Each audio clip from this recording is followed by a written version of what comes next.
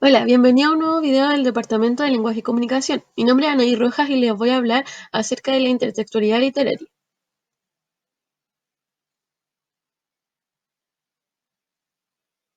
¿Cuál es el objetivo de este video? Es que logremos formular interpretaciones surgidas desde análisis literarios considerando las relaciones intertextuales que se pueden establecer entre obras leídas o incluso obras que vayamos a leer en un futuro y con otros referentes de la cultura y del arte. Y para esto debemos aclarar el concepto de intertextualidad. La intersexualidad se produce cuando se relaciona de manera explícita o implícita obras literarias e incluso manifestaciones artísticas con otras. Esta relación explícita o implícita se da de manera explícita directamente e implícita. Nosotros tenemos que deducir esta relación. Y también aparece la intersexualidad general o trascendente, la cual se manifiesta cuando se produce una relación entre diversos textos de autores que son muy distintos y hay algo que los logra unir. Y la intersexualidad restringida es la relación que se produce entre obras de un mismo autor para darle mayor evolución a los personajes, mencionando quizás el mismo ambiente, etc.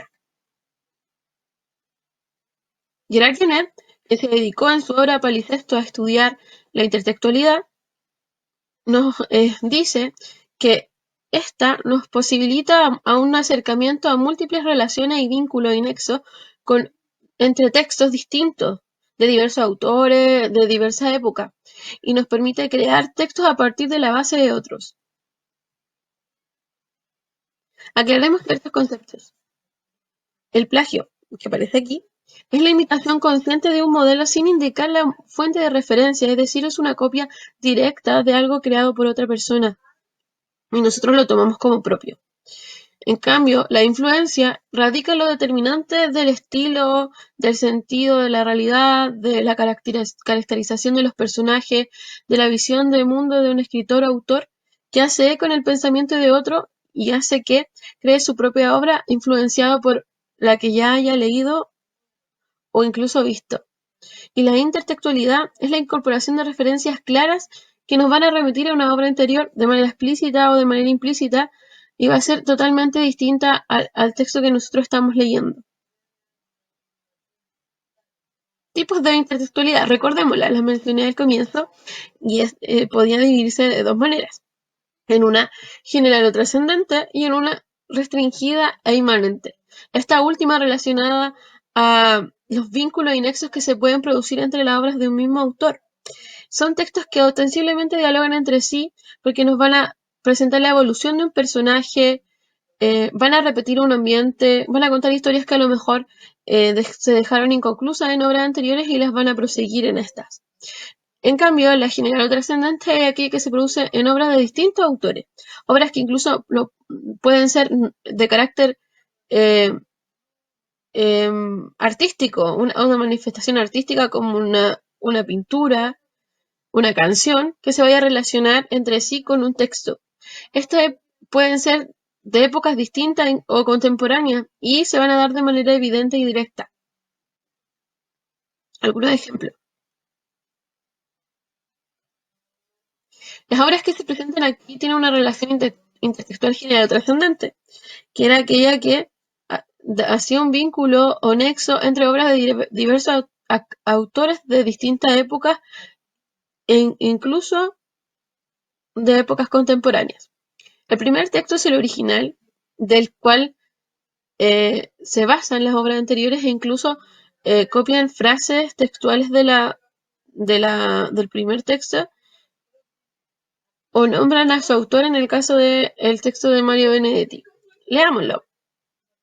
Rima 53. Volverán las oscuras golondrinas en tu balcón sus nidos a colgar, y otra vez con el ala a sus cristales jugando llamarán. Las golondrinas de Jorge Guillén. Volarán las oscuras golondrinas. El mismo parte con lo mismo que Gustavo Adolfo Bécquer. Bajo, muy bajo, casi a ras de suelo, y lanzándose en ráfagas que rasgan transparencias, elevarán el vuelo, pero aquellas que vimos aquel día nunca más volverán. Y Mario Benedetti se atreve aún más todavía en esta relación y nombra a Gustavo Adolfo, autor del primer texto que les leí, que es la rima 53. ¿Sabes, Gustavo Adolfo? En cualquier año de estos ya no van a volver las golondrinas, ni aun las pertinaces, las del balcón, las tuyas, es lógico. Están harta de tanto y tanto efecto migratorio. Relación general o trascendente. Intelectualidad restringida o inmanente es aquella verdad que se daba entre obras de un mismo autor. Acá aparece la obra Cien años de soledad, El coronel no tiene quien la escriba y la increíble, triste y trágica historia de la Cándida Heréndida y su abuela desarmada. Estos tres textos escritos por el gran escritor Gabriel García Márquez. Nos va a presentar un diálogo entre estas obras al repetir temáticas, personajes e incluso lugares.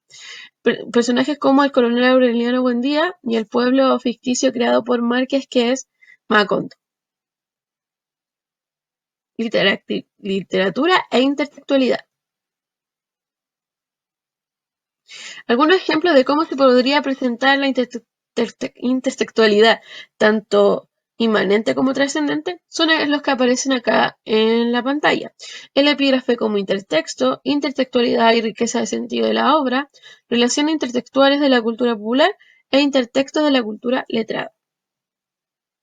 El epígrafe como intertexto se refiere a citas textuales de obras de otro autor que lo que van a hacer es anteceder a muchas obras literarias que de alguna manera van a anticipar el sentido que el autor de esta obra le va a dar a su texto. Se puede encontrar textos con uno o varios epígrafes, incluso algunos tienen epígrafes por capítulo, de un mismo autor, es decir, todos los epígrafes que aparezcan dentro de esa obra son de un mismo autor o incluso pueden haber epígrafes de distintos autores. Todo esto en función a la relación con el cuerpo principal del escrito puede ser la que el autor le quiera dar.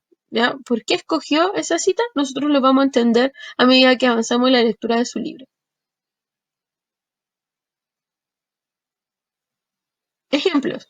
Acá aparecen dos citas de la obra de Miguel de Cervantes, Don Quijote de la Mancha, las cuales aparecen en Job Book, la novela del escritor chileno Jorge Guzmán, la cual fue publicada en el año 1968, y nos habla acerca de dos historias paralelas que se entrelazan en una narración. Los personajes son dos hombres cuyos días resultan alterados por la presencia de una mujer que va a cambiar sus vidas, incluso llevándolos a la muerte. A continuación leeré las citas que él escogió como epígrafe de su libro Yondo. Aquí comen los caballeros y duermen y mueren en sus camas y hacen testamento antes de su muerte. La segunda cita, que esta afrenta es pena de mi pecado y justo castigo del cielo es que a un caballero andante, vencido, le coman adivas y le piquen avispas y le hollen puercos.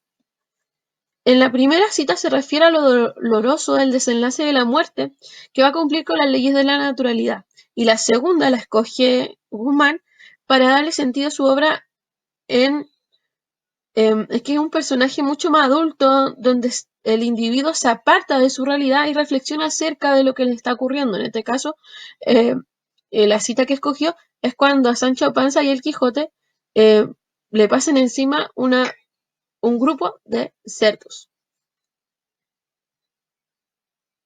Intertextualidad,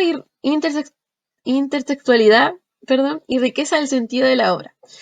Son intertextualidades que tienen lugar en medio o en cualquier lugar de la obra. Ya no aparecen en un comienzo del texto o al comienzo de cada párrafo como el epígrafe, sino que podrían aparecer a medida que nosotros vamos avanzando en un capítulo, que estamos leyendo una estrofa en el caso del género lírico.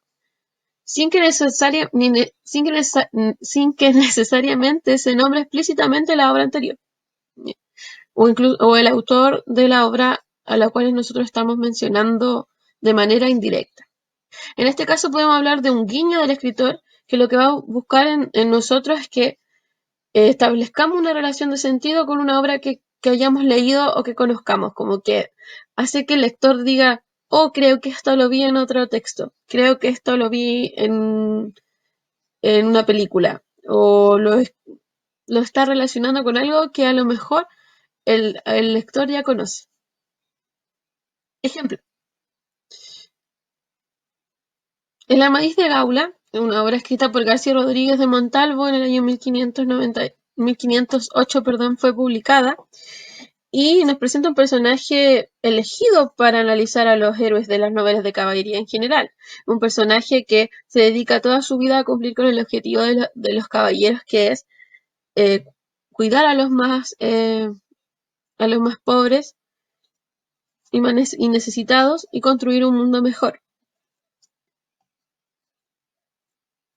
En cambio, Miguel de Cervantes, en el año 1605, en su obra Don Quijote de la Mancha, nos presenta la figura del Quijote, que marcó el fin de las novelas de caballería presentadas por un ejemplo, el Amadís de Gaula. Nos presenta a un personaje del cual no se especifica su cuna ni el nombre exacto, un ser más libre que incluso fue considerado un antihéroe para la época. Relaciones intertextuales de la cultura popular. Este tipo de intertextualidad representativa de la última época y décadas se da como el resultado de la globalización comunicativa, la existencia de las redes sociales, el impacto que tiene el cine en nuestra cultura, y lo que hace es incorporar intertextos de la cultura de masas que influyen en la configuración de obras ficcionales como obras narrativas líricas y dramáticas. Y otro tipo de intertextualidad de la cultura popular es la que se da en obras que dialogan entre sí, obras de un mismo autor que van generando nexos unas con otras. Y aquí, como les decía anteriormente, los personajes y sus historias nacieron en una ficción determinada y vuelven a aparecer en otra obra para que nosotros conozcamos qué les sucedió o incluso conozcamos parte de su pasado.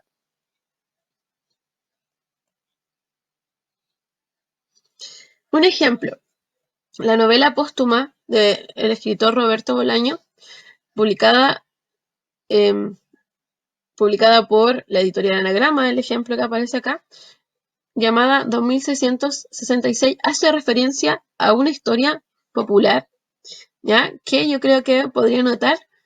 Veamos el texto. Aquella noche, mientras Lee Norton dormía, Pelletier recordó una tarde ya lejana en la que Spinoza y él vieron una película de terror en una habitación de un hotel alemán.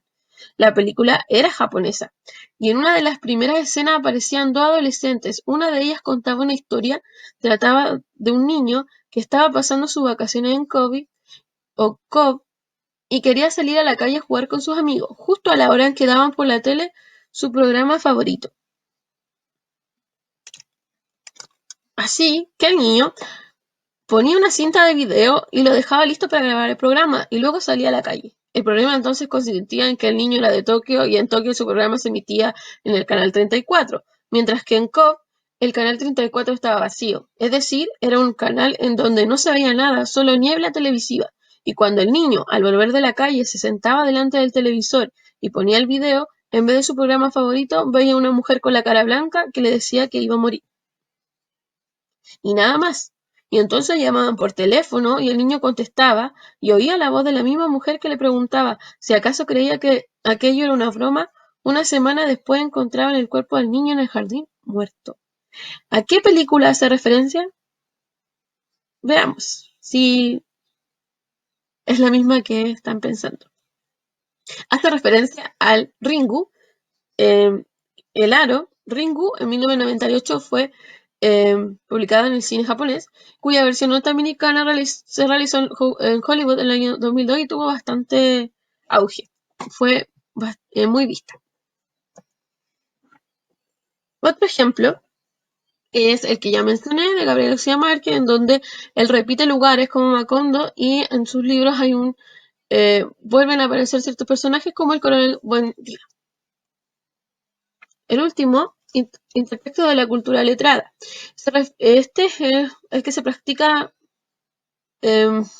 más, porque es la forma más clásica de este fenómeno literario. En ella se intenta relacionar una obra con otra y en ocasiones lo que va a hacer es reinterpretar la creación de otro autor. Esto se da en el ingenioso hidalgo Don Quijote de la Mancha y Pierre Menard, autor del Quijote de Jorge Luis Borges. En Pierre Menard hace referencia al deseo de un autor ficticio creado por Borges de transformarse en el verdadero Cervantes para escribir de nuevo y por primera vez la obra del Quijote, que es la que mencioné con anterioridad.